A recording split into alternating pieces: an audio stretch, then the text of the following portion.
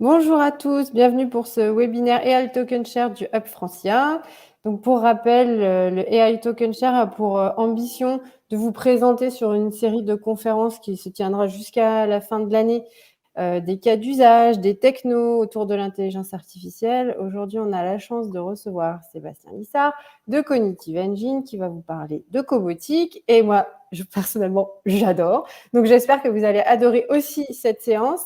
Donc, il se veut à la fois tech, à la fois didactique, pédagogique, pour que vous compreniez bien tous les tenants et aboutissants de cette techno. Et vous avez la possibilité, du coup, de poser vos questions au fil de l'eau dans l'onglet questions que vous avez en bas à droite, ou sinon dans le chat. Et je crois que des petites souris sont dans les coulisses pour répondre à vos questions aussi. Sébastien, je te laisse la parole et puis n'hésite pas à te présenter, présenter Cognitive Engine avant tout. Merci. Merci Caroline. On va pouvoir commencer. Tout d'abord, merci à tous ceux qui sont présents aujourd'hui à ce webinaire. Je vais partager les slides que j'ai préparés dans quelques secondes. Vous avez effectivement un chat, vous pouvez poser des questions et ça sera Ulysse, mon associé, qui répondra aux questions au fur et à mesure. Et on va partager l'écran. Hop là. Est-ce que, Caroline, on voit bien les slides? Oui, c'est tout bon. Ok, impeccable. Et je vais commencer par vous présenter rapidement l'entreprise Cognitive Engines. Je suis cofondateur, société fondée en 2019. Donc, on fabrique et on développe des intelligences artificielles que nous plaçons dans des robots collaboratifs pour les rendre justement encore plus collaboratifs. Vous avez aujourd'hui donc moi-même qui suis ingénieur en électronique, auteur de l'intelligence artificielle de Cognitive Engines, et Ulysse qui est dans les coulisses pour répondre aux questions sur le chat. Il est titulaire d'un master 2 en direction financière et aussi ingénieur en physique. Donc, pour présenter en 4 slides l'entreprise Cognitive Engines, nous sommes au sein d'un écosystème avec des clients particulièrement industriels. Donc, c'est pour ça qu'aujourd'hui, je présente la robotique spécialement industrielle après les années 2030, donc le futur de la robotique. Comme EMS Proto, VDLV dans la vapote, 2 entreprises internationales comme Excelia qui met des condensateurs dans le rover sur Mars, par exemple, mais aussi dans les avions de chasse que vous pouvez voir dans Top Gun, c'est les F-18. Nous travaillons aussi avec Boehringer dans la santé. On fait partie de différents clusters, dans la santé, Alicena, Aquitaine Robotics qui fait de la robotique en Aquitaine, et oui. Et le Hub Francia, donc merci au Francia et l'équipe Hub Francia pour héberger ce webinaire aujourd'hui. Nous faisons aussi partie des réseaux UMM, de l'incubateur et des arts et métiers ParisTech. Nous avons eu l'année dernière, cette année, des prix des reconnaissances. On fait partie des nominés par le French Tech Prize au Minefi, notre petit logo qui est là, sur le plan 2030 de la robotique. Nous sommes référencés en Europe comme IA de confiance pour l'industrie. On fait partie de la promotion Gazelle Accelerator, qui est un accélérateur européen parmi 14 startups pour l'industrie 4.0. Et nous faisons partie des nominés de l'Open Innovation pour le groupe Boehringer dans la santé. Nous développons des robots, donc je vais afficher, voilà, ça vient de gauche, de droite. Nous avons des effets spéciaux aujourd'hui, différents robots que nous montons dans les usines. Vous pouvez en voir par exemple 3 ici. On fait du rangement de pièces, du remplissage de carton, du contrôle qualité. Ce que vous pouvez voir surtout sur chacune des images, c'est qu'on va toujours monter un bras articulé qui va pouvoir bouger dans son environnement. On va monter un boîtier de vision, c'est le boîtier blanc que vous pouvez voir sur chacun des robots, et une pince ou des bus d'aspiration. Donc ça, c'est notre conception du robot de production. On va pouvoir en parler un peu plus par la suite. Donc, pour faire simple, on propose une solution qui est extrêmement simple pour les utilisateurs. On a dit au revoir au robot qu'il fallait des millions de lignes de code pour programmer. Aujourd'hui, vous avez un robot face à vous, comme sur l'image. Vous allez pouvoir lui montrer directement avec le bout du doigt ce qu'il doit faire, quel objet il doit venir le prendre, et il va pouvoir venir le chercher partout. Donc, comme sur l'image, on va pointer du doigt, le robot voit ce qu'on est en train de faire, et après, il peut manipuler les objets. C'est un apprentissage par le geste. La solution est sécurisée. Tous nos robots sont déconnectés d'Internet pour des raisons de sécurité en entreprise et en industrie. Et c'est universel. Donc pour faire simple, on donne des yeux et un cerveau aux robots de production industrielle. C'est aussi le sujet de la présentation aujourd'hui, qui va suivre. Une vidéo de 40 secondes pour que vous voyez un petit peu ce qu'on fait. Elle est là. Vous pouvez voir un de nos robots de production qui est en fonctionnement dans une usine pour du contrôle qualité par prise de photo. Donc, c'est extrêmement simple à utiliser. On va poser des objets, là, des cartes électroniques devant le robot. On va faire un geste de la main. Il va venir les scanner en 3 dimensions. Donc là, c'est ce qu'on voit, c'est la vue caméra en haut à droite. Donc, c'est comme un IRM. Le robot, il voit en 3 dimensions, il voit les objets, il peut venir les attraper. Après, on n'a plus qu'à faire un geste de la main pour montrer au robot quel type de carte il doit venir chercher pour toutes les photographier. Et c'est fini, on peut repartir. Il n'y a pas de programmation à faire, de ligne de programmation. On a juste à montrer du doigt les différents items. Donc c'est là où ce qu'on propose, c'est une révolution dans l'industrie, c'est qu'on n'a plus de ligne de production, de programmation à écrire pour utiliser des robots. Tout le monde peut le faire, c'est simple, il n'y a pas d'écran, même pas besoin de parler français pour utiliser ces robots. Hop.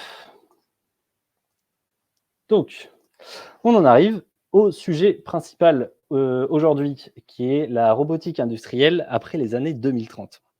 Alors, à quoi ça va ressembler une usine avec des robots après ces années 2030? On va même viser 2040. Eh ben, on va venir regarder un petit peu ce qui se fait aujourd'hui, dans quelle direction toutes les technologies vont pour pouvoir faire de la prospective sur ce qui va se passer dans 20 ans dans les usines. Comme on est aujourd'hui, nous, baignés dans notre entreprise au niveau de toutes ces technologies-là, ça nous permet de trouver un peu les voies d'exploration et dans quel sens va la robotique aujourd'hui. Donc, un robot de production en 2040, c'est quoi? Alors, on a 2 voies différentes dans les robots. On a aujourd'hui des robots qui sont en cage, qui font des mouvements cycliques, qui sont aveugles. On va dire que c'est les robots un petit peu des anciens temps, des années qui ont commencé dans les années 60 en fait, où on avait des robots en cage et puis ils vont de plus en plus vite. Donc là, il n'y a pas grand-chose à en dire. Au fur et à mesure des années, ils vont juste de plus en plus vite. Ils sont peut-être un peu moins chers. Donc c'est pas forcément ce qui va nous intéresser aujourd'hui. On va plutôt regarder la deuxième partie de la robotique aujourd'hui. C'est la partie de la cobotique. C'est pour ça que ouais, on voit ma souris, voilà, avec un C, cobotique, qui veut dire robotique collaborative. Donc ça, c'est quelque chose qui est assez récent, qui apparaît depuis les années 2000-2010 dans les usines. On va venir équiper de plus en plus d'usines avec des robots qui sont capables de collaborer avec des êtres humains. Donc ça peut prendre différentes formes, voilà. Donc aujourd'hui, on va un peu étudier qu'est-ce qui se fait. Ça, c'est un robot qui existe. Ça, c'est aussi un robot qui existe de Boston Dynamics. On a aujourd'hui des bras articulés, peut-être sur des plateformes mobiles. On a des projets prospectifs, assez lointains. Donc ça nous donne aussi une idée de ce qui va se faire. Donc aujourd'hui, on va un peu étudier, voilà, ce qui existe, ce qui est en train de se faire et qu'est-ce qui paraît, assez, compliqué, en tout cas pour les 10 ou 20 prochaines années. Alors, donc qu'est-ce qu'on entend déjà de cobots industriels? On attend de cobots industriels de pouvoir travailler avec eux, c'est-à-dire qu'on va exploiter le maximum de l'humain, le maximum du robot, dans là où ils sont les meilleurs. Donc, quand on parle de dans quoi est le meilleur un robot, ça va être de pouvoir faire des tâches qui sont semi-répétitives, on va dire. Ça veut dire que c'est un geste qu'on va peut-être faire 1 million de fois dans la journée et qu'on va donner à faire au robot. Parce que si on le fait faire par une personne humaine, c'est un peu comme dans les temps modernes, on va visser, par exemple, le même écrou 1 million de fois. On va rapidement avoir des personnes désengagées, mentalement, moralement et qui vont avoir des TMS, et donc on va essayer de donner ces tâches semi-répétitives aux robots sur les lignes de production pour que les personnes soient beaucoup plus impliquées dans des tâches à haute valeur ajoutée, qui est par exemple l'apport en matière des lignes de production pour venir déplacer les stocks, vérifier la qualité, parce que l'œil humain, en un seul coup d'œil, est capable de voir des défauts, ce qui est aujourd'hui inatteignable pour des robots. Donc on va venir chercher voilà, le meilleur des deux. Ça, c'est une mentalité, hein. On a aujourd'hui des industries qui veulent entièrement vider leurs usines d'humains, comme Tesla qui a essayé de le faire, qui est revenu depuis sur cette solution-là, et des usines où on va venir justement faire travailler au mieux les robots, les humains ensemble pour venir tirer le meilleur parti des deux. Donc notre vision, bien sûr, à CogEngines, hein, c'est ce que nous on voit, c'est ce que nous on montre dans les usines. Ce qu'on attend de robots industriels collaboratifs, c'est bien sûr qu'ils collaborent avec l'homme, qu'ils soient polyvalents. On a aujourd'hui des robots, s'ils travaillent avec l'humain, un humain est polyvalent, il va pouvoir changer rapidement d'outils, d'objets, de format d'objets qu'il va venir chercher. Donc on a besoin que le robot puisse suivre et continuer à manipuler différents objets, faire des mouvements qui vont changer un peu tous les jours, sans avoir à passer des journées entières à reprogrammer. Un troisième point, c'est aussi de faire un peu de test qualité. Ça sera jamais aussi puissant que l'œil humain qui est, le fruit de millions d'années d'évolution, mais de pouvoir faire du test qualité, c'est-à-dire, quand un objet passe devant le robot, que le robot puisse nous dire quand même: «Ah, cet objet-là, il est un petit peu différent», faire un signal, à l'humain à côté, pour lui dire: «Ah, je trouve qu'il y a quelque chose de différent». Là, la personne va peut venir voir et trouver peut-être une solution à un problème ou dire au robot: «Non, continue à travailler». Alors On va peut-être faire, je fais une petite digression. Donc, robot, robotique, c'est des mots tchèques, hein, qui viennent des années 1920 et 1942 pour le mot robotique, inventé par l'auteur Isaac Asimov, qui est un auteur de science-fiction que j'apprécie énormément et qui a inventé donc le mot robotique, qui veut dire travail forcé. C'est un mot tchèque et qui a été justement visionnaire, hein, parce qu'en 1942, il n'y avait pas de processeur, il n'y avait pas de microcontrôleur, c'était avant la Seconde Guerre mondiale. Et il a prospectivé, il a vu l'avenir 60 ans plus tard sur comment des robots fonctionneraient. Donc, pour cette génération, il y a le film iRobot, par exemple. Et pour la génération d'avant, il y a L'homme bicentenaire, qui sont tous les deux des livres d'Isaac Asimov, où on voit des robots fonctionner comme on les verra dans 30 ans, sauf que lui, il a imaginé 100 ans avant. Fin de la digression. Donc, pour pouvoir avoir un robot qui collabore avec une personne, il faut qu'il puisse être polyvalent, il faut qu'il puisse interagir avec. Donc, bien sûr, il faut un bras pour qu'il puisse bouger et des mains pour qu'il puisse agir sur son environnement. Donc, c'est ce qu'on appelle en termes techniques des actuateurs. Il lui faut bien sûr des yeux pour pouvoir voir où est son partenaire humain, où sont les personnes autour, pour des raisons de sécurité, pour qu'il voit l'environnement, il voit les objets qu'il manipule. Donc ça, ce sont des capteurs. Et bien sûr, un cerveau pour comprendre et apprendre. Parce que quand on parle de ne pas avoir besoin de reprogrammer sans arrêt des robots, ça veut dire qu'ils doivent être capables d'apprendre des tâches, des classifications, des données. Donc il y a une partie de matériel et une partie de logiciel. Donc on va passer sur les 3 items, puis après je ferai un résumé de tout, et puis ça sera la fin de la présentation. Donc au niveau des bras et des mains, on va regarder un petit peu ce qui se fait depuis les années 2010, les années 2020, et comme ça on peut un peu voir côté bras ce qui va se faire dans les années 2030-2040. Donc assez simplement, dans les années 2010, on a des pinces, voilà, des pinces robotiques. Alors aussi depuis les années 1980, en fait, c'est un peu la base de la robotique, c'est une pince avec 2 doigts pour venir attraper des objets. On a, au fur et à mesure des années, des pinces de plus en plus développées qui sont apparues. Donc, on a par exemple des pinces à 3 doigts. Donc là, on va pouvoir venir un peu plus englober des objets. Et on arrive sur les années 2020. En fait, au lieu d'arriver sur une main qui ressemblerait à la main humaine, ce qui est quelque chose d'extrêmement difficile à reproduire, hein, c'est comme l'œil humain, c'est d'une complexité incroyable. On arrive du coup sur des préhenseurs, donc des systèmes pour attraper des objets qui commencent à être assez originaux, très intéressants. On voit par exemple des sortes de petites des formes de méduses en fait, qui sont des préhenseurs pneumatiques où en fait on a une sorte de tissu mou qui va venir englober un objet tout doucement et puis le serrer avec de l'air autour pour venir l'attraper. Ce qui permet d'attraper des objets d'un peu n'importe quelle taille et surtout par exemple des pommes, des bananes. C'est des objets qui sont très durs à attraper parce que si on appuie trop, on abîme la pomme. On a à côté des préhenseurs donc qui ressemblent à des mains, mais ce qui est intéressant sur ce préhenseur-là, c'est plus qu'ils ont voulu ajouter une sensation tactile dans les doigts. Ça veut dire qu'ils ont mis des petits capteurs de force partout sur la main, ce qui peut se faire avec tous les capteurs, toutes les pinces, pour ajouter un peu de sensibilité au robot. Dans les préhenseurs très intéressants, on a vu arriver dans les 5 dernières années des préhenseurs inspirés de la nature, toujours, hein, toujours la nature qui est extraordinaire dans sa capacité à inventer des solutions, en forme de tentacule, voilà, qui va venir sur l'objet, se recourber avec une sous-pression d'air et avec toutes les petites ventouses qui vont venir s'attraper sur l'objet. Donc ça permet une préhension douce de n'importe quel objet, quelle que soit sa forme, parce qu'on va avoir au moins quelques ventouses qui seront accrochées. On a un peu dans le même style que celle de gauche des préhenseurs pneumatiques avec des doigts, mais qui sont mous en fait, hein, qui vont se recourber dès qu'on va tirer de la pression d'air. Donc pareil, pour attraper tout doucement des objets en douceur, comme un cupcake. Là, on a une université qui a développé des origamis. Donc, c'est-à-dire que là, on va venir chercher des mouvements, des capacités d'attraper des objets de n'importe quelle forme, en ne forçant pas trop. Voilà. Parce qu'une pince, en général, le problème, c'est qu'on va venir attraper, mais ça va peut-être trop forcer. Là, comme c'est du papier, ça résiste pas trop, donc on voit arriver des solutions qui sont très, très innovantes.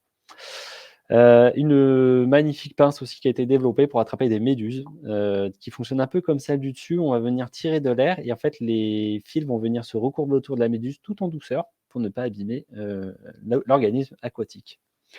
Donc là, ce qu'on voit, c'est qu'on aurait pu s'attendre dans l'évolution au fur et à mesure des années à des mains de plus en plus robotiques. Mais on s'est rendu compte que la main entièrement robotisée, comme dans la science-fiction, qui serait capable d'autant d'agilité que les doigts humains et d'autant de force aussi, n'est pas prête d'arriver. puisque c'est quelque chose qui est extrêmement difficile à fabriquer. Et surtout, les doigts humains sont capables d'une force extraordinaire. Donc, des alpinistes chevronnés sont capables de se tenir au bord d'une paroi avec juste 2 doigts. Donc, ils ont la moitié de leur poids de leur corps sur chaque doigt, donc 35 kilos. Et ils arrivent à tenir en équilibre sur uniquement 2 doigts, pour vous dire un petit peu la force qui est capable de développer une main robotique est très largement en dessous. On est à 20 ou 30 fois moins de capacité à forcer. Donc, il reste encore beaucoup de chemin à faire, et sur la souplesse et la mobilité aussi, bien sûr.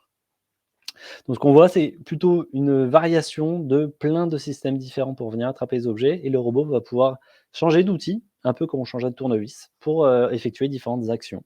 Donc, c'est ça qu'on va voir se développer, et on juge qu'en 2030-2040, on va surtout avoir des robots capables de changer d'outil très facilement pour s'adapter à l'objet qu'il doit venir attraper. Donc, des préhenseurs très polyvalents, mais aussi plus sensibles, avec des capteurs de plus en plus pour venir s'arrêter avant d'abîmer l'objet.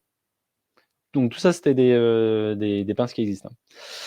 Ensuite, donc pour tenir la pince, hein, il faut un bras articulé comme ceux qu'on vend nous aujourd'hui dans les usines. Donc ce qu'il y avait avant 2000-2010, donc c'est des bras articulés standards, donc c'est des bras avec quelques axes qui vont venir se déplier, bouger.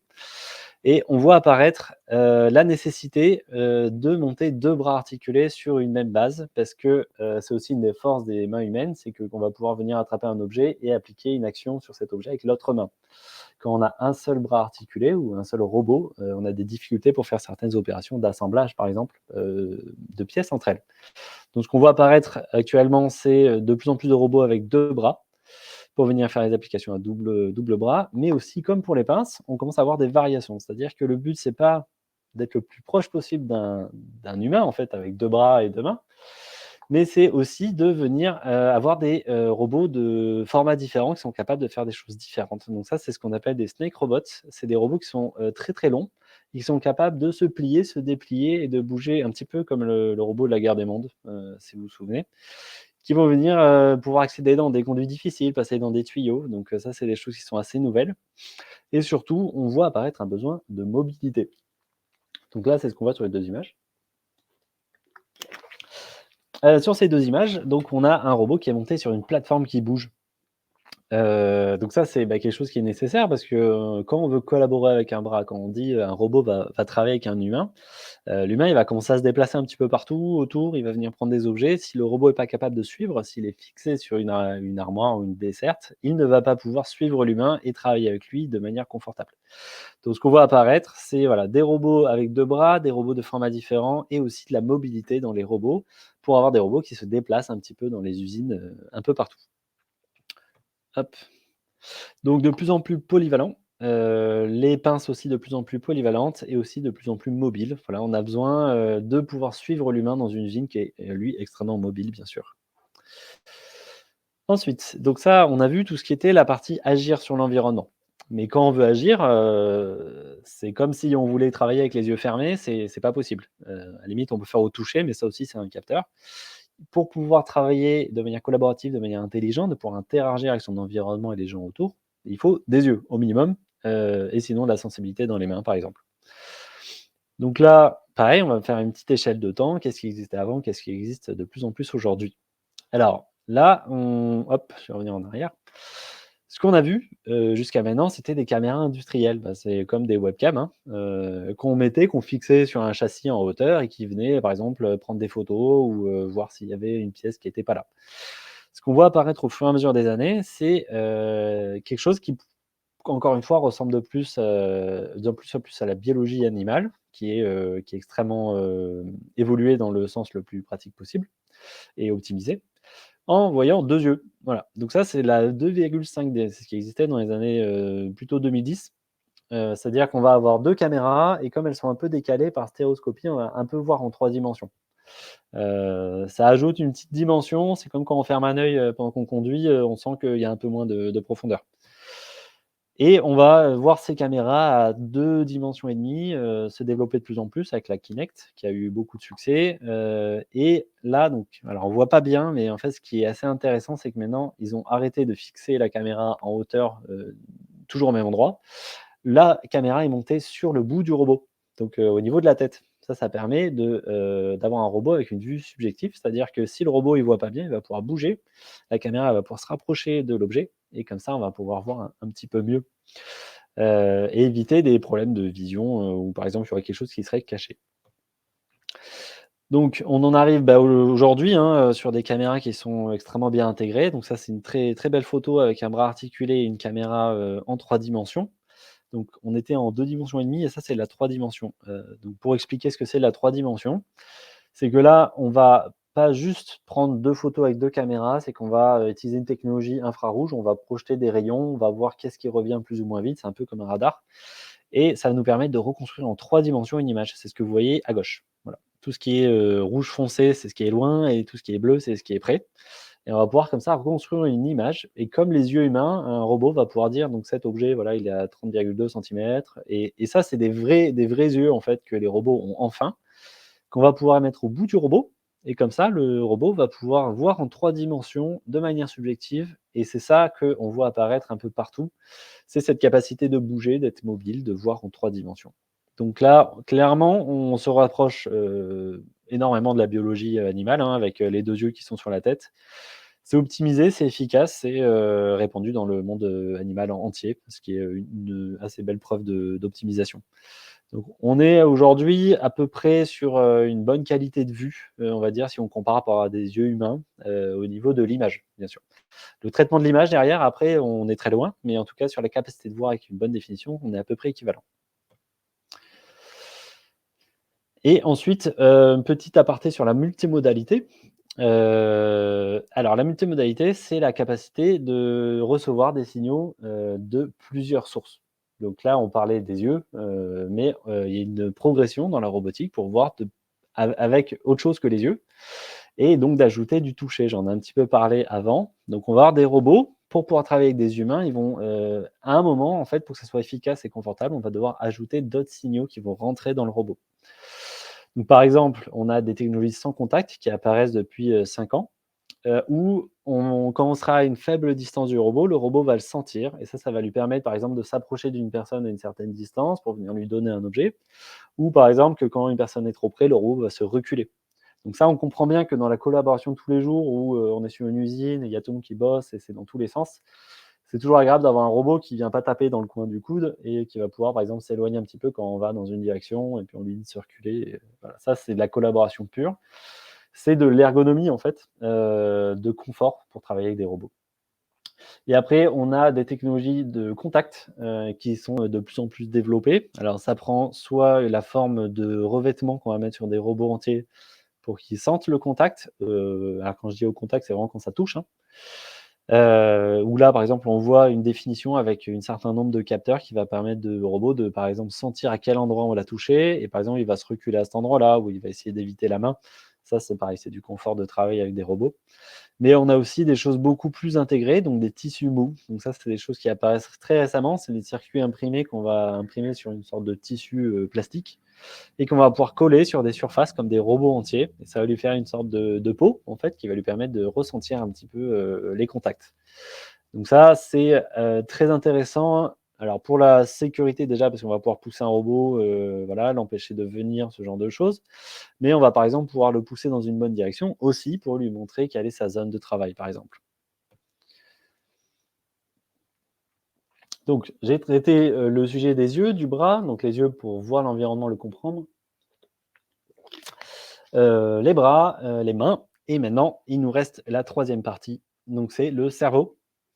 Alors cerveau électronique, hein, bien sûr, c'est, là pour le coup on est très loin aussi, hein, de la capacité et l'optimisation animale, de la capacité de traiter des informations à haute vitesse. Donc là le cerveau humain est très largement, supérieur de n'importe quel animal d'ailleurs, à ce qu'on est capable de faire, mais on essaye de tendre, encore une fois avec toute notre technologie pour se rapprocher au maximum de la biologie.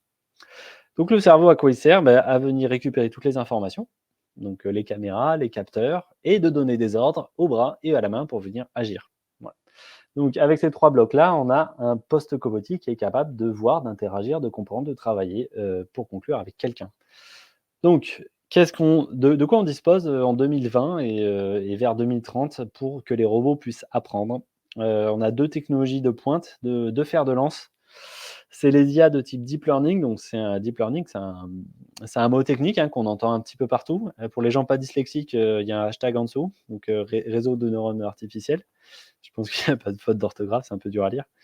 Les IA de type deep learning, donc je vais un peu expliquer ce que c'est, bien sûr, et les IA de type cognitive. Donc nous, on est particulièrement dans cette technologie-là, Cognitive Engines, on en développe une depuis zéro. C'est quelque chose qui est différent et qui s'applique extrêmement bien dans certaines situations. Donc là, en haut, on a des réseaux de neurones artificiels et en bas, on a de l'apprentissage par renforcement. Voilà. Désolé pour les dyslexiques. Donc, les réseaux de neurones artificiels. Donc, la première technologie de cerveau artificiel qu'on est aujourd'hui capable de fabriquer et de mettre dans les industries. Parce que tout ce que je propose et tout ce que j'explique aujourd'hui, c'est vraiment qu'est-ce qui existe dans l'industrie aujourd'hui, qu'est-ce qu'il y aura dans les usines dans 10 ans. Voilà. Ce n'est pas la robotique en général mondiale. Ni la robotique de service dans les maisons, par exemple. En tout cas, donc dans l'industrie, on a deux solutions. On a la première qui sont des réseaux de neurones artificiels. Alors, qu'est-ce que c'est? C'est une technologie assez mathématique qui essaye de reproduire le fonctionnement de chaque neurone, comme dans le cerveau, basé exactement sur le même fonctionnement mathématique. C'est-à-dire que le cerveau humain, pour le coup, est constitué d'un assemblage de millions de neurones qui sont connectés ensemble. Et quand il y a un signal qui va arriver, il va activer un neurone qui peut-être va activer d'autres neurones derrière en fonction de l'intensité du signal. Eh bien, c'est exactement ce qui a été tenté de faire et qui fonctionne assez bien. C'est de créer des neurones mathématiques. Donc, on va les assembler mathématiquement les uns derrière les autres.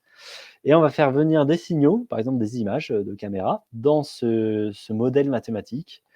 Et on va rentrer plein d'images. Et quand les neurones, par exemple, seront activés parce qu'il y a un objet qu'on voulait reconnaître, eh ben, c'est gagné. Donc, on va renforcer toutes ces connexions entre les neurones. Donc, c'est comme dans le cerveau. Et au fur et à mesure, on va pouvoir avoir une sorte d'algorithme qui apprend à reconnaître des motifs. Alors, c'est un peu compliqué à expliquer comme ça. Donc là, un exemple très simple. On a une caméra, on récupère par exemple 400 000 images et on va faire rentrer dans l'algorithme les 400 000 images une par une.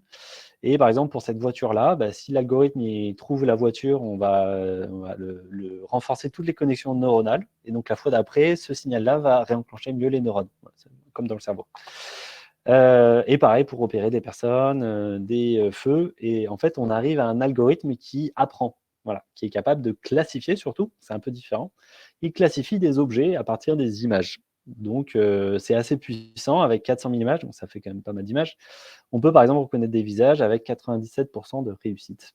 Donc là, on a par exemple un exemple d'algorithme mathématique qui crée de la capacité d'apprendre un robot. Donc là, on a moins besoin d'écrire des lignes de code, par exemple, pour repérer une voiture. On est, pour simplifier, on pourrait juste lui donner toutes les images et lui dire, voilà, il y a des visages, repère les visages, et il va le faire tout seul.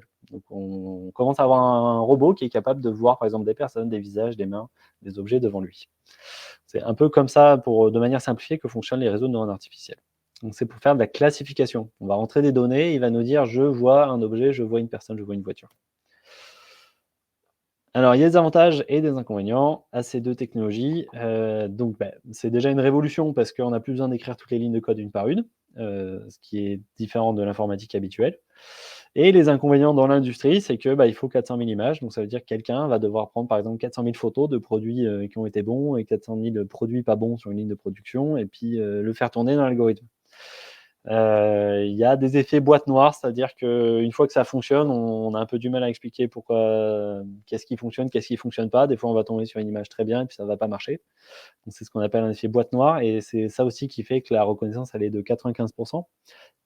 Souvent, on peut monter à 97, 98, mais il faut de plus en plus d'images. Donc, à un moment, on est à 4-5 millions d'images, ça fait beaucoup. Et il faut beaucoup de calculs pour traiter toutes ces images. Donc, on a toujours dans l'industrie un résultat qui n'est pas incroyable, mais qui permet quand même de repérer des personnes tout autour du robot, ou des mains, ce genre de choses. Donc, c'est quand même extrêmement puissant, et ça, c'est une voie en plein développement, en plein boom aujourd'hui, et qui permet de traiter et de faire un peu cerveau artificiel. Donc, problème très connu de limite de cet algorithme, c'est le problème des chihuahuas et des cupcakes. Donc, par exemple, quand on va vouloir fournir et apprendre à un réseau de neurones artificiels à repérer des chihuahuas et des cupcakes, vous pouvez remarquer vous-même qu'il y a des motifs qui sont assez apparentés. Et on va avoir des résultats extrêmement mauvais. Donc là, on ne sera pas 87%, on va tomber à 60% parce que on a des points noirs qui se baladent sur du jaune et donc l'algorithme sera complètement perdu. Donc on a effectivement une discrimination de contexte, c'est-à-dire que l'algorithme il saura plus trop, vu qu'il repère que des motifs, donc par exemple les 3 points noirs sur le chihuahua, ça c'est un chihuahua je crois, il va par exemple être perdu quand il va trouver 3 points noirs, parce qu'il va pas regarder le bord, il va pas regarder par exemple voilà, les oreilles du chien, et c'est là qu'on a une limite d'intelligence, c'est pas exactement un vrai cerveau, parce qu'il va juste repérer un motif. Il va classifier en repérant un motif, et c'est ça la limite du deep learning, c'est que on va parfois avoir des résultats qui sont pas terribles, juste parce qu'il y a des choses qui se ressemblent. Donc on n'a pas de contexte qui compte. Le fond va faire beaucoup changer les résultats. Par exemple, bon là il n'y a pas trop, mais là il y a de l'herbe derrière par exemple. Si on fait que des photos avec de l'herbe, le jour où on met pas d'herbe, ça va pas fonctionner. Et du bruit sur l'image, donc par exemple si la photo elle est prise avec un mauvais appareil, ça va complètement pas fonctionner, ces algorithmes de neurones artificiels. Donc c'est bien, c'est une technologie révolutionnaire, elle est en plein développement, mais c'est pas un cerveau encore animal. On arrive à la solution numéro 2, donc développée par notre entreprise Cognitive Engines, qui est basée plus sur alors toujours sur la biologie, parce qu'on va essayer de se rapprocher du fonctionnement du cerveau animal, ça c'est sûr, c'est difficile de s'en passer tellement il est optimisé, il est efficace. Un cerveau humain consomme 20 watts, je crois, ce qui est ridicule par rapport à la consommation d'un ordinateur actuel qui est plus dans les 200 watts. Donc déjà, ça consomme presque rien et en plus, c'est extrêmement puissant pour filtrer les données et repérer des motifs et prendre des décisions, donc faire un peu tout. La technologie que nous développons, elle n'est pas sur le repérage des motifs, elle est plus sur justement la prise de décision et l'apprentissage. Donc là, nous, ce qu'on va venir construire, c'est des réseaux de connaissances. Donc on va venir chercher tous les stimuli, donc des images, des sons, des touchés qui ont été faits par le robot. On va venir regarder ce qui s'est passé après et on va venir construire une base de connaissances à l'intérieur du robot. Enfin, j'allais dire dans son cerveau, mais donc ça, c'est le cerveau. C'est-à-dire qu'on a un réseau de connaissances qui va se construire avec des entrées, des sorties. Qu'est-ce que le robot il a fait à tel moment? Est-ce que ça a marché, ça n'a pas marché? Et on va venir renforcer. Donc c'est un algorithme d'apprentissage par renforcement. Donc là, c'est extrêmement animal. Donc là, vous avez 2 graphes, hein, vous prenez celui que vous voulez, ça veut dire la même chose. Si vous aimez bien les couleurs, il y a celui-là. On a un robot qui va être dans son environnement, donc par exemple sur une ligne de production industrielle. Il va venir faire une action, on va par exemple lui montrer de venir serrer un objet, et puis s'il le fait bien, on va le gratifier. Voilà, c'est ce qui est la reward, c'est la gratification. Alors une gratification pour un chien, par exemple, ça serait une croquette qu'on va lui donner parce qu'il a fait le bon geste ou le bon tour. Pour un robot, en fait, ça correspond à un bouton qu'on va venir appuyer ou un geste de la main. Donc sur nos robots qu'on vend, on fait un geste de la main, genre ça c'est bien, c'est OK. Et ça permet de gratifier, de dire OK, ce que tu as fait, c'est super, la prochaine fois, refais-le pareil. Donc c'est pour ça qu'on appelle ça un apprentissage par renforcement. Pour expliquer un petit peu comment ça marche, vous voyez, c'est très intuitif. Je vais vous montrer une vidéo. Donc ça, c'est une démo qu'on a fait. Alors, on n'a pas fait la première partie de la vidéo parce qu'il y a un poulet, donc c'est pas nous. Mais on a fait la deuxième partie de la vidéo avec le robot. Donc là, on voit une poule qui apprend par gratification, c'est-à-dire que quand elle fait quelque chose de bien, c'est-à-dire appuyer sur la palette rose, on va lui donner à manger. Donc ça, c'est de la gratification. Et avec les robots chez Cognitive Engines, on fait pareil. C'est-à-dire que notre algorithme, on va réveiller le robot, on va lui montrer un objet, et au moment où il va le faire, on va le gratifier avec une cachette ou un geste de la main. Et là, il va réfléchir, il va dire OK, je réessaye, OK, super, j'ai une gratification. Et là, il commence à assembler les connaissances, les couleurs. Ah oui, je fais ça quand je vois telle couleur. Et on construit une base de connaissances. Et le robot, au bout d'un moment, il peut travailler tout seul. Et il est capable de repérer les couleurs et de faire le bon geste.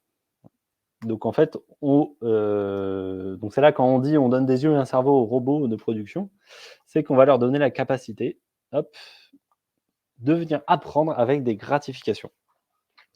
Donc on va avoir un robot face à nous, on va lui montrer des choses, on va lui montrer ce qu'il doit faire. On va par exemple le faire un suivi du doigt, il va venir par exemple toucher un objet, l'attraper, passer devant un appareil photo, et on va le gratifier avec un geste de la main pour lui dire ça c'est très bien. Et dans son cerveau artificiel, il va assembler l'objet, ce qu'il a fait, et il va faire des liens entre tout ça, donc dans un graphe, ce qui s'appelle un graphe, c'est un objet mathématique, pour que la fois d'après, il le fasse un petit peu plus, et puis comme ça, on va construire un comportement. On va avoir un robot qui apprend, qui a un comportement particulier qui est à lui. Donc, pour expliquer ce qu'on a vu dans la vidéo un peu plus en découpé, il se passe plusieurs choses. Donc, par exemple, on est face au robot, on lui montre l'objet de gauche, on lui cache l'objet de droite. et on lui fait le geste pour dire « viens prendre celui-là ». Le robot, il va découper le temps, il va séquencer pour faire des images, comme dans un film, voilà, différentes images de 300 millisecondes ou 500 millisecondes. Et ensuite, on va reconstruire un graphe, un objet mathématique pour assembler ces choses. Donc, par exemple, le nœud 1, ça sera, il y a un cube à gauche, mais on l'a pointé du doigt. Le deuxième, c'est on a caché ce cube. À droite, on a fait le geste. Et à 4, je prends le cube. Et là, on va renforcer. Et en fait, la fois d'après qu'il voit un cube, eh ben, il va recommencer la même chose, il va venir le chercher directement. Voilà. Donc, c'est un robot qui apprend à côté de nous. C'est en temps réel, on lui montre, il le fait et on commence à construire un comportement. C'est notre robot. Quand on travaille sur la ligne de production, on lui montre des choses et il apprend avec nous directement. Donc, on a un compagnon de travail qui est capable d'apprendre des tâches. Donc, les avantages, inconvénients, comme pour les algorithmes de deep learning, c'est adaptatif, c'est-à-dire que même si le robot d'avance n'a pas été programmé pour, il ne sait rien faire, mais on va pouvoir construire en fait différents chemins de pensée avec des choses qui peuvent se passer, des actions qu'il a fait, des choses qui marchent pas, et puis au bout d'un moment, il a un comportement assez complexe.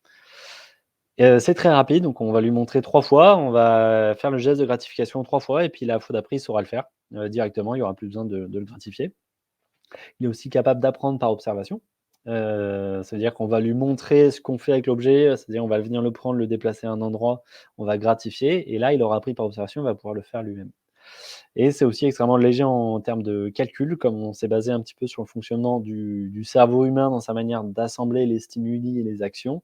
On a une capacité de calcul qui n'est pas nécessaire, donc on fait tout tourner sur un ordi portable standard. Alors c'est pas adapté, voilà, au traitement d'image. C'est là que c'est différent, c'est pas mieux, c'est moins bien, c'est pas moins bien. C'est 2 choses différentes, 2 parties du cerveau.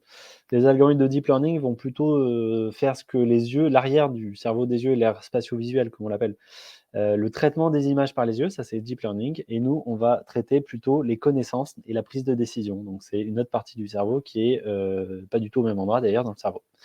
Et on va venir avoir ces 2 fonctions-là, et nous on va venir les assembler dans nos robots. C'est ça qu'on va fournir aux clients avec la partie deep learning qui traite les images, qui les classe, et la partie d'IA cognitive qui va venir prendre des décisions et faire des actions. Donc elle est particulièrement adaptée à l'interaction homme-machine. Donc je vais faire un petit récapitulatif. Donc ça, c'est voilà, c'est la slide un petit peu plus technique. Donc le jour où vous avez besoin de classer des données connues d'avance sur une ligne de production industrielle, c'est des algorithmes standards, c'est des lignes de code qu'on écrit comme on les écrit depuis 70 ans, je pense. On va écrire les lignes de code pour repérer une voiture, par exemple, on va coder des algorithmes pour repérer voilà, des formes, des couleurs. Voilà. Donc ça, c'est quand on sait d'avance ce qu'on va voir sur les images de la caméra. Quand on utilise des réseaux de neurones ou du deep learning, c'est qu'on ne sait pas d'avance ce qu'on va voir avec la caméra. Ça va être des objets qu'on ne sait pas d'avance, donc on va peut-être avoir une banane ou des pommes. On ne le sait pas, on ne peut pas le programmer. Sur la ligne de production, des pommes arrivent, et bien là, on va pouvoir apprendre à la caméra à repérer des pommes. Voilà. Donc c'est là où c'est une révolution, c'est qu'on ne sait pas ce qu'on va voir et on peut quand même utiliser des caméras qui vont repérer ces objets qu'on ne connaît pas d'avance. Et les IA cognitives, celles qu'on développe particulièrement dans notre entreprise, qui sont adaptées à l'interaction homme-machine et à l'apprentissage des mouvements et des tâches. Donc ces 3 manières de faire qui sont complémentaires, qui peuvent fonctionner les 3 en parallèle sur un poste de robotique. Alors, qu'est-ce que ça débloque? Donc là, on a parlé au tout début des bras, des mains pour venir agir sur les objets, on a parlé des yeux pour venir voir l'environnement et du cerveau pour venir agglomérer toutes ces connaissances et prendre des décisions et agir. Eh bien, grâce à ces 3 modules qu'on va mettre dans un poste cobotique, c'est ce qu'on fait à Coengines, ça permet de faire des avancées technologiques et d'usage surtout. C'est-à-dire qu'on commence à avoir de l'ergonomie. Par exemple, un opérateur va pouvoir donner directement un objet à un robot, donc ça va être beaucoup plus simple pour lui. Il ne va pas avoir à tendre, par exemple, la main jusqu'au robot, il va le mettre, l'objet là où c'est confortable pour lui, et le robot va venir chercher directement l'objet dans la main de l'opérateur grâce à ses yeux et grâce à sa main, à son préhenseur et au bras robot. On a aussi des trajectoires adaptatives. Donc, par exemple, si un opérateur il a le bras tendu, il est en train de faire quelque chose, eh ben, le robot va pouvoir éviter le bras pour passer en dessous, au-dessus. Ou alors, il y a une barre en métal, il va pouvoir esquiver les barres. En un mot, il peut s'adapter à son environnement, en plus de s'adapter à l'opérateur. Grâce aux algorithmes de deep learning et aux algorithmes de Cognitive Engines, on peut apprendre des choses à un robot. On va pouvoir lui apprendre une nouvelle tâche, c'est-à-dire qu'on va livrer un robot, donc on va dire dans la vision la plus globale de CoEngines, on va livrer un robot qui ne sait rien faire du tout, et on va venir lui apprendre à repérer des objets, par exemple sur la table, et ensuite quand il aura la capacité à les repérer, on va pouvoir lui apprendre à prendre des décisions. Par exemple, ces objets, ces pommes qui sont sur la table, une fois qu'il saura les repérer, on va pouvoir guider du doigt pour lui dire, voilà, cette pomme-là qui est verte, tu la mets dans telle boîte, cette pomme rouge qui est de telle couleur, tu vas pouvoir la mettre dans telle boîte. On va montrer du doigt, on va gratifier, et on a un robot qui va se mettre à travailler alors qu'il ne savait pas d'avance ce qu'il devait faire. C'est le compagnon parfait de la ligne de production industrielle. On a bien sûr une capacité aussi à faire du test qualité. Donc ça, c'est le petit côté un petit peu industrie. C'est qu'aujourd'hui, on a très, très souvent, nous, quand on visite les lignes de production partout en France, on a des arrêts de production parce qu'il y a des pièces qui sont abîmées ou par exemple le fournisseur a envoyé des pièces endommagées. Et ben, on va pouvoir en plus, le robot va voir des objets au fur et à mesure et puis détecter quand il y a des variations ou des changements de couleur ou des changements de forme et va pouvoir s'arrêter et comme je l'avais, dit précédemment, il va pouvoir faire un signe au technicien, lui dire: «Là, je vois quelque chose qui est bizarre. Est-ce que tu peux venir, me prêter tes yeux humains pour, prendre une décision, voir si vraiment c'est bizarre ou si c'est juste, moi qui ai l'impression que c'est bizarre?» Si l'opérateur humain fait un geste au robot, pour continuer, le robot comprend que cette différence-là, c'est pas grave. Donc on a eu le test qualité en simultané. On a pu parcourir, j'arrive sur les 2 dernières slides.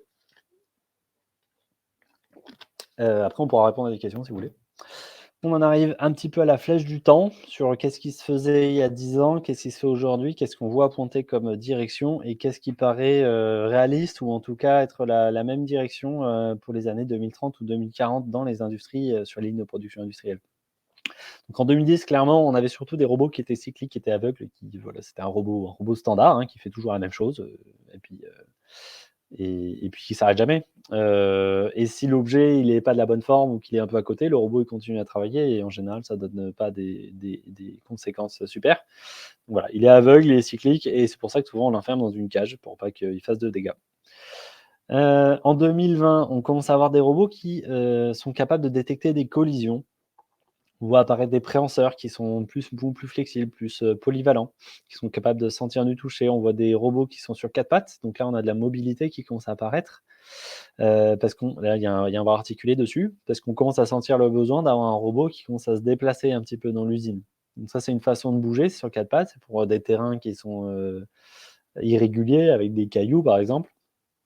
Sur les sols d'usine, on a plutôt tendance à mettre des plateformes mobiles sur roues qui sont capables de bouger un peu dans tous les sens et de venir suivre le technicien ou prendre des cartons ou aller d'un poste à l'autre ou par exemple un technicien qui va faire un geste de loin pour dire: «Moi j'ai besoin d'un compagnon de travail».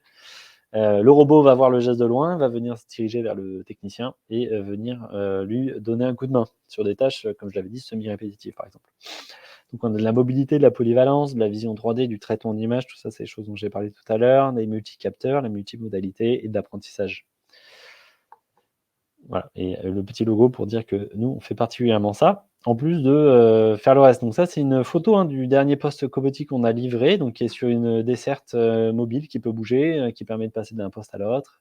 Avec un préhenseur, notre bloc de vision qui permet au robot de voir en 3D et à l'intérieur, effectivement, toutes ces données 3D qui rentrent dans une unité de calcul qui, permet d'avoir cet algorithme d'apprentissage et on fait aussi du test qualité au passage.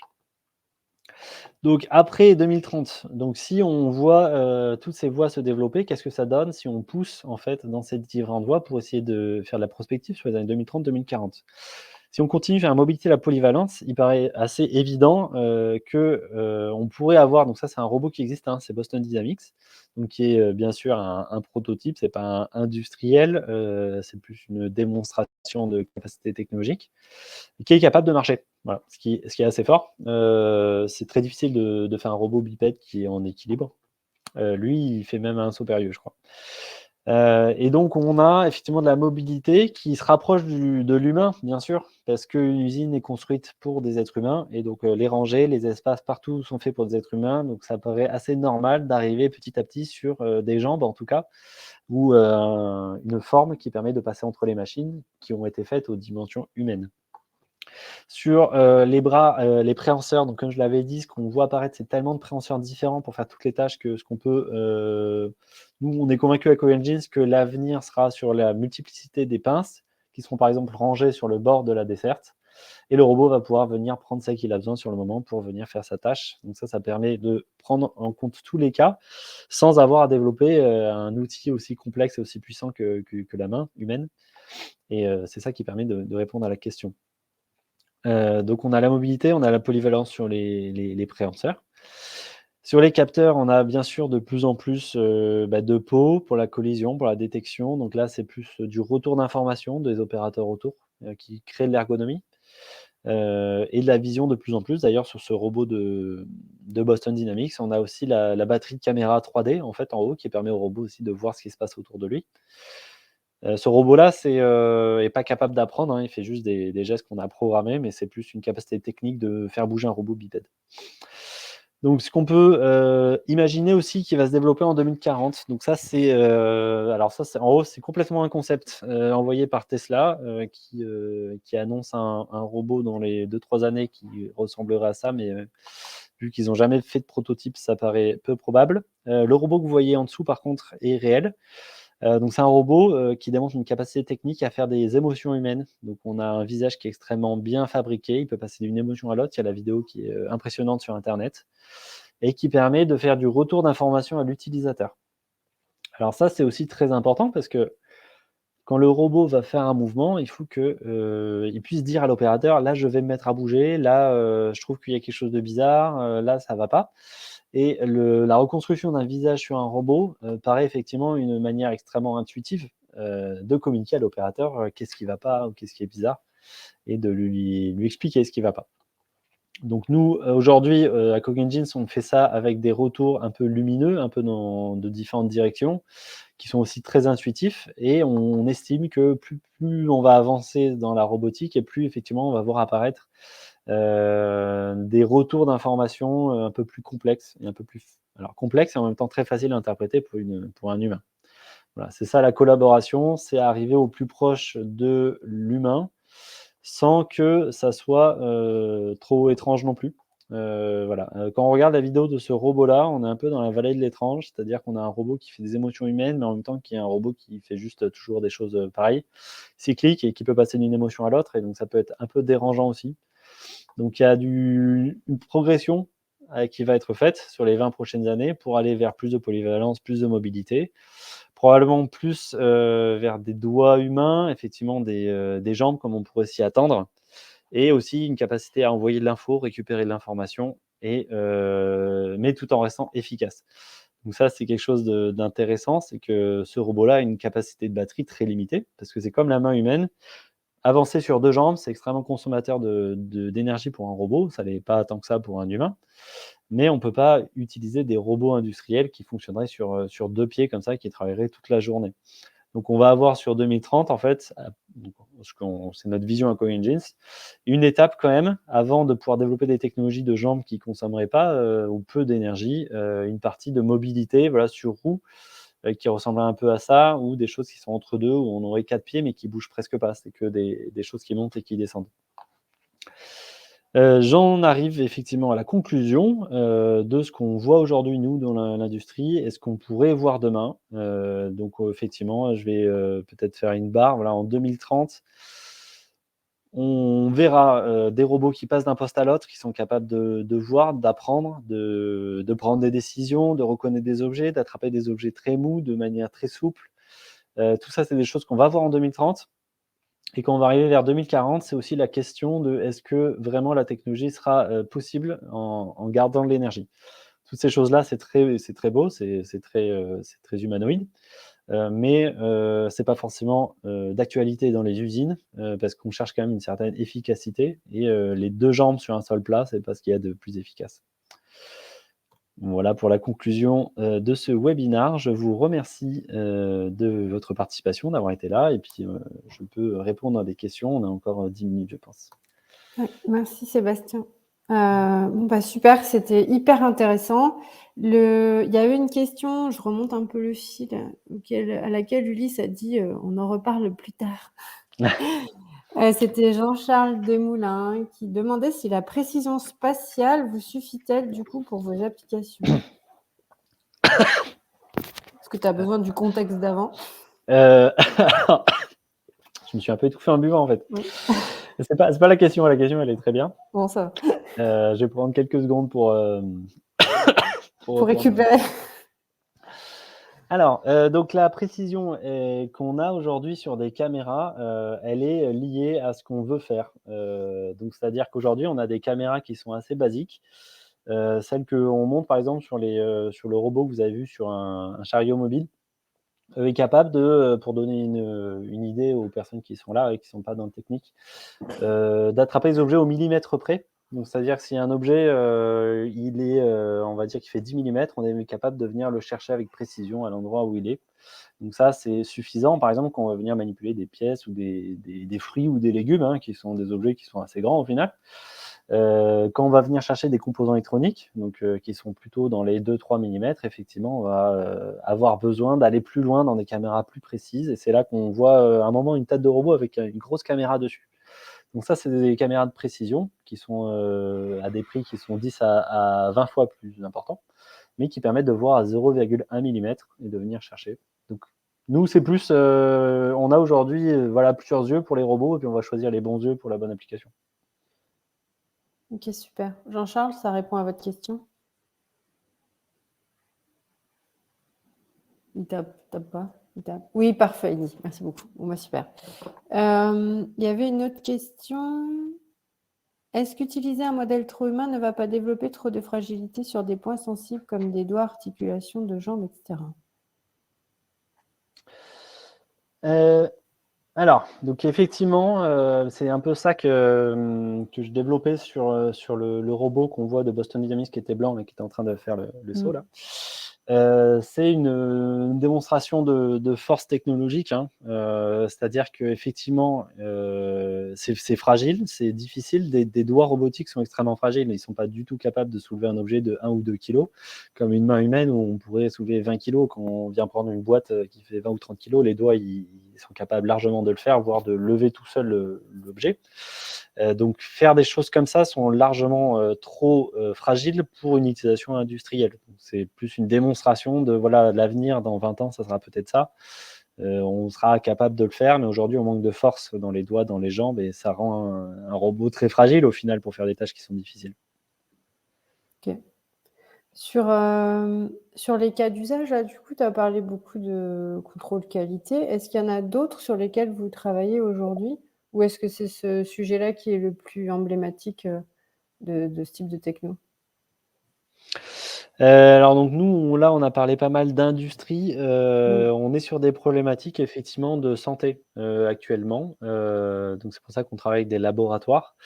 On a, quand on parlait du meilleur de l'humain et du robot, on a aussi un avantage sur le robot, c'est qu'il n'est pas contaminant. Alors il y a plusieurs avantages. Il n'est pas contaminant pour l'environnement, c'est-à-dire que le robot perd pas des cheveux, hein, pour faire simple. Mm. C'est-à-dire que avec une Charlotte, voilà, il y a toujours des petits cheveux, tout ça. Donc pour travailler dans des salles blanches, effectivement, ça a des avantages. Ça a des avantages aussi quand on va travailler avec des milieux qui sont explosifs, qui sont dangereux pour l'être humain ou radioactifs, où effectivement on va rechercher de la mobilité.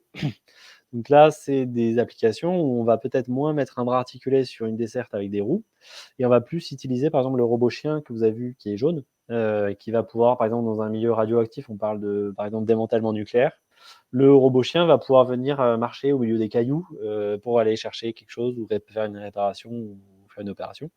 Et donc là, on va voilà, switcher, on va passer sur différentes des choses plus fragiles, mais effectivement plus capables de marcher à des endroits assez improbables. Et donc nous, dans notre application de santé, effectivement, on est plus sur la stérilité. Voilà, des robots qui Mm. sont capables de ne pas laisser de dépôt derrière eux. Il y a, si on parle de long terme, parce que c'est un peu le but aujourd'hui, c'est un peu de parler du futur de la robotique. Effectivement, il y a tout ce qui est opération chirurgicale, où on a des très belles collaborations humain et machine, où le robot va pouvoir faire une opération à 0,1 mm, voire 0,01 mm de précision, et le chirurgien va pouvoir guider en fait dans sa tâche le robot, mais au moins ça bouge pas voilà, sur le bout, et on va pouvoir par exemple enfoncer des aiguilles dans le cerveau pile au bon endroit sans faire de dégâts. Donc ça voilà, c'est des avantages de la collaboration homme-machine. Ok, super. Le peu de cerveau qui me Ah bah oui, reste. Non, mais il si, y c'est a pas grave. aujourd'hui des opérations qui ne sont pas possibles, hein, des tumeurs Oui, au milieu du oui, cerveau, on ne peut pas les faire. Effectivement, c'est super intéressant de c'est voir, ouais, mais c'est ce qu'il est clair. capable de faire. Donc nous, on est plus dans les laboratoires pour la manipulation de produits toxiques ou dangereux, Oui, voilà, que sur le chirurgical. oui, oui. Je comprends bien. Sur, sur les difficultés de mise en œuvre aujourd'hui dans le secteur industriel, on voit qu'avec l'apprentissage par renforcement, vous avez déjà résolu un problème de taille, c'est l'accès aux données qu'on n'a pas souvent. Donc, là, c'est plutôt pas mal. En plus, Ulysse disait que ça convergeait, super vite, donc, c'est top. Bah, c'est Est-ce un qu'il y peu, a ouais, un peu comme un chien, en 3 exemples, on ouais, va c'est pouvoir lui faire ça, faire on quelque chose, arrive à quoi. au moins avoir déjà un premier retour. Et le est-ce qu'il y a quand même des contraintes d'intégration? Par exemple, est-ce qu'en fonction du use case, à chaque fois, tu vas avoir, du coup, un robot différent avec un algorithme que tu dois, retravailler à chaque fois? Ou est-ce que vous avez une base, d'algo d'apprentissage qui est déjà bien en place et du coup, tu peux déployer facilement, d'un client et d'un use case à l'autre? Alors les robots, c'est ça qui est, on va dire, c'est un avantage sur le modèle humain. C'est Mmh. que le robot, on va pouvoir choisir une taille, qui voilà, dont on a besoin. C'est-à-dire qu'il y a des tout petits robots, des très grands robots. Si on va vouloir faciliter la tâche de quelqu'un pour soulever des poids lourds, on va venir chercher un robot qui va soulever, 40-50 kilos et qui servira surtout à soulever des poids lourds. Ou si on fait de la précision, on va prendre des tout petits robots. Donc nous, effectivement, quand il y a un client qui fait une demande, on va venir, voir un peu ce qu'il a besoin. Est-ce que c'est un petit, un grand robot, un robot qui va très loin, ou les snake robots là, comme on a pu voir Mmh. là, qui se glissent dans des tuyaux ou voilà dans des infos confidentielles, dans voilà des endroits qui sont difficiles d'accès. Et donc voilà, on va venir choisir ce robot là. Et la deuxième partie de la question était sur l'intelligence artificielle, je crois. Ouais, sur la partie, l'algorithmie de l'apprentissage Oui, par renforcement, il y a différents je sous-algos, sous ça. Est-ce que vous en avez un ouais. spécifique? Est-ce que tu peux le réexploiter facilement d'un use case à l'autre? Oui, en général, on va pas envoyer un robot qui sait rien faire du tout parce que ça Mmh. prendrait un petit peu de temps à l'opérateur de, par exemple, à chaque fois qu'on veut faire un mouvement, de gratifier 2 ou 3 fois. Alors quand je dis ça prend du temps, c'est 5 minutes, hein, mais c'est pas forcément agréable pour l'opérateur de passer 5 minutes à apprendre quelque chose à un robot de base.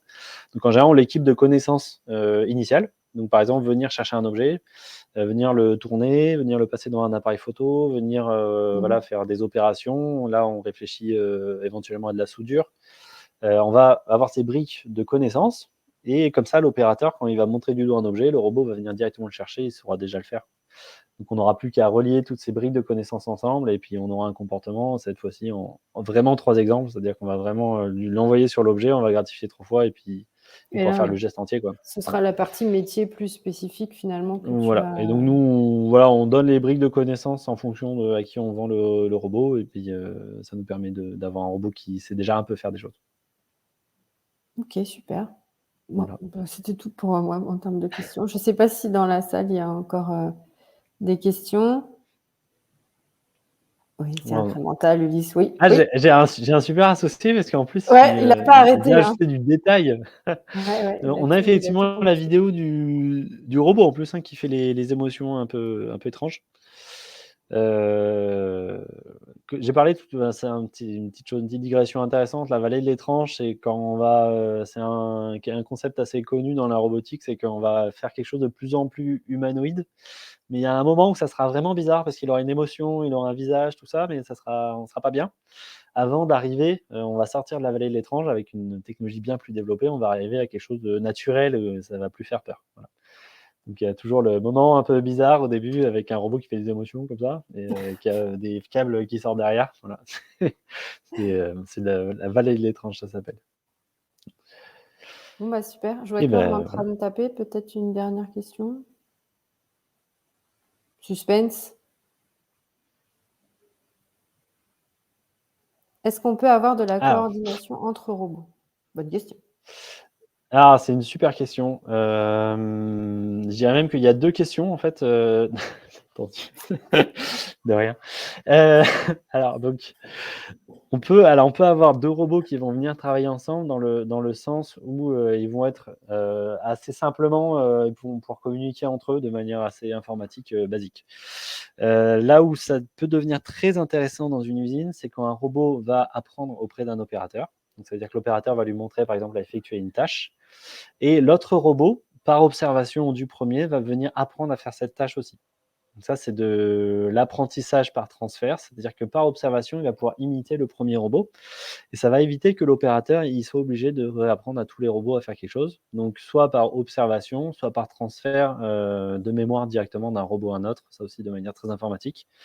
Mais l'avantage de l'apprentissage par observation, c'est que le deuxième robot va faire des essais, va peut-être se rater un peu à certains moments et va s'entraîner, va faire peut-être mieux. Et là, il pourra renvoyer ses connaissances dans le premier robot en fonction des connaissances. Donc on aura en fait sur la ligne de production plusieurs robots qui vont entre eux venir s'améliorer. Donc c'est des comportements effectivement multi-robots, multi-agents, comme on appelle ça dans le technique, qui sont efficaces, hein, passionnants et qui permettent à un opérateur de gagner du temps, comme toujours, hein, c'est ça le but. Voilà. Et comme le robot voit en 3D, alors pour répondre de manière plus terre à terre à la question, comme le robot voit en 3D, effectivement, il voit la pince d'en face, donc il peut éviter la pince d'en face. Alors, USA, Allemagne, Japon, Chine, où en sont-ils sur cette technologie? Donc on a, dans toutes les salles que j'ai montrées, c'était vraiment mondial, hein. On avait vraiment de tous les pays. Le robot qui fait des émotions, il vient d'Angleterre, donc là on est sur l'Europe. Le robot qui bouge un petit peu sur un chariot mobile, il y a une vidéo sur internet où il va monter dans des étages d'un bâtiment pour distribuer des plateaux repas, donc ça c'est japonais. Les USA, c'est le robot qui saute comme ça et le robot chien qui était jaune là, sur 4 pattes, le robot Spot. Donc là, c'est vraiment tous les pays en fait qu'on voit, hein. Il y a autant l'Europe, l'USA, l'Allemagne qui fait des trucs solides et le Japon, la Chine. Voilà. Super. Et Laure Alors, disait, y d'autres types... a-t-il d'autres types de coordination? Ouais. Alors, en plus de ce que j'ai dit, en fait, on va retomber sur les mêmes types de coordination que entre un humain et un robot. C'est-à-dire qu'on va avoir, par exemple, un robot qui va se mettre à faire une tâche, et comme l'humain qui, par exemple, serait en train d'attraper quelque chose et le robot va pas lui foncer dedans, il va voir le bras et l'éviter. On va avoir la même chose entre deux robots. On va voir l'objet qui va commencer à se déplacer, le robot va éviter ou attendre, mais de manière isolée. En fait, c'est ça qui est important. C'est pas un ordinateur qui gère plusieurs robots, parce que ça, on sait très bien le faire depuis des dizaines d'années. C'est plus le robot, il voit avec ses yeux l'autre robot avancer, donc on va venir esquiver ou compléter une tâche, par exemple. Et donc ça, c'est plus du domaine de la prise de décision qui est engendré par l'algorithme qu'on développe à CoEngines. Allez, une dernière Voilà, question de okay. Philippe. Bisous à ma famille. Ouais, ça me Alors, donc on a, comme l'a dit Ulysse, on n'a pas de fabricant de robots en France, hein. Faut aller en Allemagne ou en Suisse pour avoir nos robots. C'est pas une culture très française, la robotique. On a un petit peu de mal à mettre des robots alors que c'est la collaboration pure, hein, entre les opérateurs et les robots, mais il y a toujours une résistance à la robotisation en France par rapport à d'autres pays autour. Ça ne veut pas dire que ça n'arrive pas, hein. On a des fabricants de snake robots qui se développent très bien dans la région actuellement. Plusieurs bras peuvent-ils être reliés au même cerveau pour faire plusieurs tâches à la fois? Donc ça, effectivement, c'est la coordination un peu plus basique dont j'avais parlé, où effectivement, quand on voit le robot avec deux bras, c'est ça qui se passe. C'est que le même cerveau va gérer les deux bras, et ça va permettre des tâches qui ne sont pas uniquement d'évitement, mais vraiment de prendre une pièce et par exemple faire l'assemblage, prendre une pièce et faire le vissage. On va pouvoir accéder à des tâches à deux mains qui sont assez régulières, hein, dans l'entreprise, parce que comme je l'avais dit, une usine est fabriquée pour des humains. Et donc si on n'a qu'une main, on est rapidement limité. Voilà. Eh ben, super. C'était la dernière question, je pense. Merci beaucoup, Sébastien. Merci, Ulysse, en coulisses, pour tant d'animation. C'était super.